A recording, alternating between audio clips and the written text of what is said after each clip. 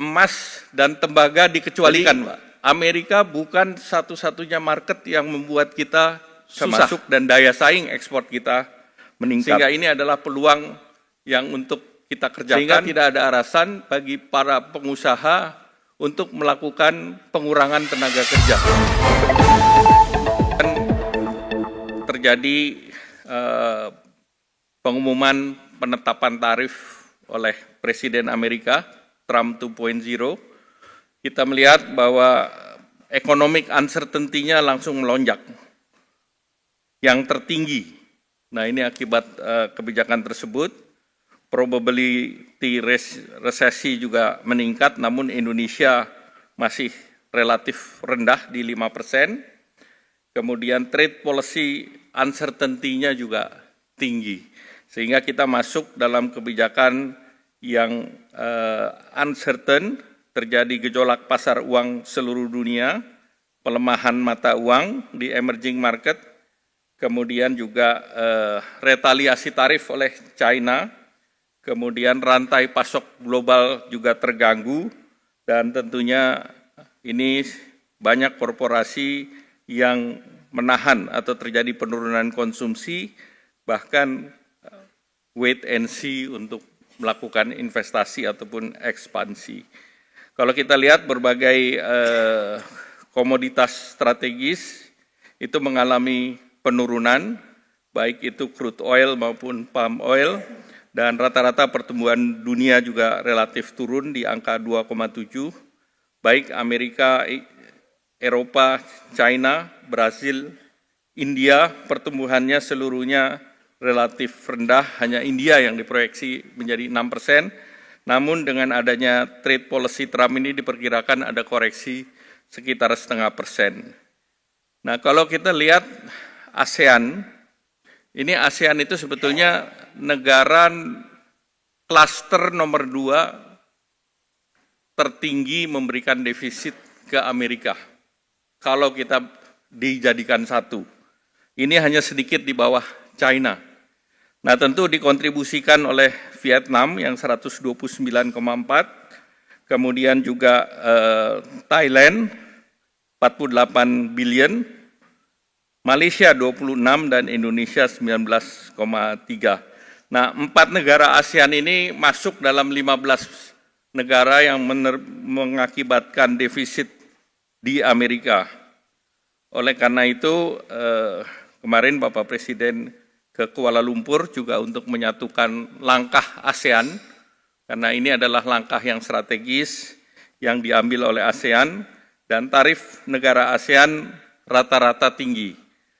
Tarif yang tinggi ini adalah tarif yang merupakan kompetitor Indonesia, yaitu Vietnam, Thailand. Malaysia lebih rendah, Kamboja lebih tinggi, kemudian Singapura yang terendah sebesar 10%. Nah, akibat daripada Trump 2.0 ini beberapa komoditas turun. Jadi kalau kita lihat crude oil turun hampir 30%, Brent juga turun 28%, sehingga angkanya di angka 60-an, batu bara turun ke 24% ke angka 97%, satu-satunya yang naik ini adalah emas. Jadi Pak Presiden melaunching bullion tepat waktu, karena ini menjadi komoditas yang recession proof. Safe haven itu ada 2, dolar dan emas, dan kita punya emas. Jadi kita punya daya tahan yang kuat. Kemudian kedelai turun, gandum turun, CPO turun, dan harga beras turun. Jadi seluruh komoditas turun, artinya demand ini akan menahan, dan berdasarkan ini kita harus hati-hati terhadap kemungkinan resesi dunia. Nah, kemudian respons global itu China retaliasi. Barang import dari Amerika dinaikkan 34%, Vietnam minta tarifnya turun dan ditunda, terutama untuk Nike, dan Amerika belum menerima usulan Vietnam ini. Kemudian India juga tidak melakukan retaliasi, walaupun Perdana Menteri Modi sudah ke Amerika, namun tetap dikenakan sanksi. Kemudian Malaysia, dia akan mengikuti dengan negara ASEAN dan Indonesia, tidak melakukan retaliasi dan pendekatan diplomatik termasuk membuka pasar CPTPP dan RCEP. RCEP itu di ASEAN dan Indonesia juga mendorong intra-ASEAN trade untuk ditingkatkan. Thailand juga akan terus negosiasi dan akan mendorong sebagai sweetener adalah data center dan industri AI yang akan mengundang investasi Amerika ke Thailand. Kemudian Filipina relatif lebih rendah, 17%. Uni Eropa melakukan retaliasi dan membuka negosiasi, berhasil mengajukan ke WTO untuk menggugat kebijakan tarif Amerika. Nah, oleh karena itu, arahan Bapak Presiden untuk merespons ini dalam beberapa kali pembicaraan dan bahkan dalam rapat, ini Indonesia memilih jalur negosiasi karena Amerika merupakan mitra strategis, kemudian juga revitalisasi perjanjian perdagangan dan investasi, di mana TIFA ini terakhir tahun 96. Jadi sudah menjadi sudah obsolete perjanjian ini. Malaysia juga akan mendekati Indonesia melakukan perjanjian TIFA. Kemudian sejumlah kebijakan antara lain deregulasi non-tarif measures. Ini antara lain yang diminta oleh Amerika, ICT untuk TKDN, terutama dari investasi Amerika yang ada di Pulau Batam, dan sebetulnya Amerika juga memberikan keleluasaan untuk free trade zone. Jadi ini juga menjadi bahan untuk kita bernegosiasi, karena mereka akan invest data center, baik Oracle, Microsoft, maupun terkait dengan trade. Kemudian evaluasi LARTAS, termasuk percepatan halal sertifikasi, dan juga apa yang diinginkan Amerika adalah balancing neraca perdagangan. Jadi Vietnam yang minta untuk menolkan tidak direspons karena mereka tidak melakukan komitmen untuk membalans neraca. Tetapi arahan Pak Presiden, Pak Prabowo, bahwa kita akan meningkatkan produk dari Amerika, terutama juga produk agriculture yang kita tidak punya seperti soybean dan wheat dari negara penghasil agriculture yang kebetulan daerah ini adalah daerah konstituennya Republikan.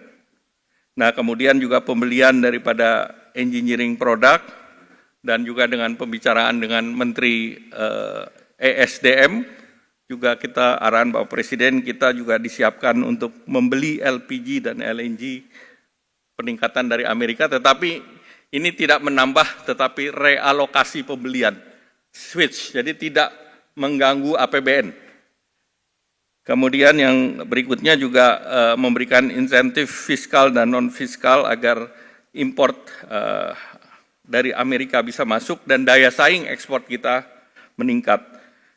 Nah, Indonesia dari kedutaan sudah bicara dengan USTR, Pak Presiden, kami laporkan surat Indonesia sudah dikirim dan sudah diterima oleh Amerika melalui Duta Besar Indonesia, dan hari ini juga Duta Besar Amerika meminta waktu untuk pembicaraan lanjutan.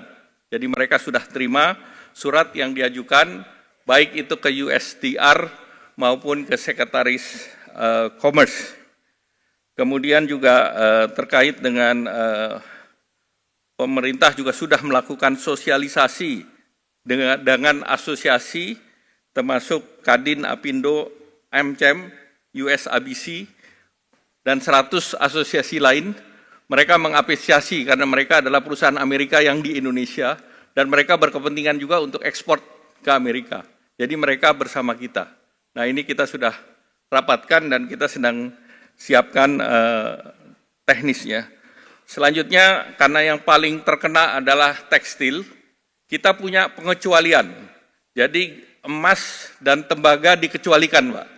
Tidak masuk, termasuk juga furniture tidak dikenakan biaya masuk setinggi itu, Pak. Mereka mengapa dikecualikan? Karena timber mereka sedang perang dengan Kanada. Sehingga mereka mencari alternatif lain untuk koper dan gold, karena mereka punya investasi di Indonesia, Pak. Sehingga tentu peluang kita untuk melakukan hilirisasi dari produk itu untuk masuk ke Amerika. Khusus untuk pakaian alas kaki, bagi Amerika ini bukan termasuk yang strategis. Jadi ini bisa dinegosiasikan. Kemarin Nike dan beberapa perusahaan minta untuk Zoom langsung, Pak, dengan kami. Jadi ini kita akan respons. Dan kalau kita lihat dari negara pesaing kita, China, Vietnam, Kamboja, Bangladesh, tarifnya lebih tinggi dari kita. Jadi ini malah ada kesempatan kita untuk mereplace mereka. Demikian pula untuk di sepatu, kita lebih rendah tarifnya daripada RRT dan Vietnam. Nah tentu dengan offer ini mudah-mudahan kita bisa lebih rendah, sehingga ini adalah peluang yang untuk kita kerjakan, dan kita harus cepat meningkatkan kapasitas dan efisiensi. Nah produk kita rata-rata harga jual sepatu itu 15-20 dolar. Sehingga biaya masuknya itu 6 dolar, padahal harga beli di sana 70-80 dolar, Pak. Jadi dampaknya tidak sebesar 30%. Nah, baju pun demikian, Pak. Kita 20-25 dolar, bahkan itu Gap maupun yang lain. Nah, dijualnya di sana 80-100 dolar juga. Jadi dampaknya mungkin tidak seberat yang kita pikirkan. Dan berikutnya, ekspor kita ke Amerika itu hanya 2,2% dari kita punya PDB, Pak. Slide berikut. Berbeda dengan Vietnam, 33% PDB mereka tergantung daripada ekspor. Sehingga dengan demikian kita bisa menahan akibat terhadap perekonomian kita. Jadi Amerika bukan satu-satunya market yang membuat kita susah. Kita bisa antisipasi ini, Pak Presiden. Nah, top ekspor kita adalah China 60 miliar, Amerika 26 miliar, dan India 20 miliar. Nah, tentu kita bisa membuka market lain di luar Amerika. Nah, jangka pendek, daya beli yang kita sudah lakukan adalah dengan program Bansos, kemudian THR, Bapak Presiden tadi sudah sampaikan, stimulan Ramadan ini sudah jalan, kemudian juga terkait dengan stabilisasi harga pangan, tadi Bapak Presiden sudah sampaikan, dan stimulasi ekonomi, diskon tarif Januari-Februari. Nah, inflasi memang naik ke 1% di bulan Maret karena sudah tidak ada diskon di bulan Maret ini, dan juga terhadap PPN properti, electric vehicle, hybrid. Nah, ini juga disiapkan sehingga penjualan sebetulnya otomotif di bulan Februari itu ada kenaikan. Kemudian juga subsidi untuk motor listrik juga diberikan. Stimulus ekonomi terutama di sektor padat karya. Gaji yang sampai 10 juta PPh-nya ditanggung pemerintah. Sehingga tidak ada alasan bagi para pengusaha untuk melakukan pengurangan tenaga kerja. Karena ini pajaknya disubsidi oleh pemerintah. Sehingga kita bersama-sama dengan pengusaha untuk kita bertahan sambil mencari market baru di dalam situasi yang tidak pasti tersebut.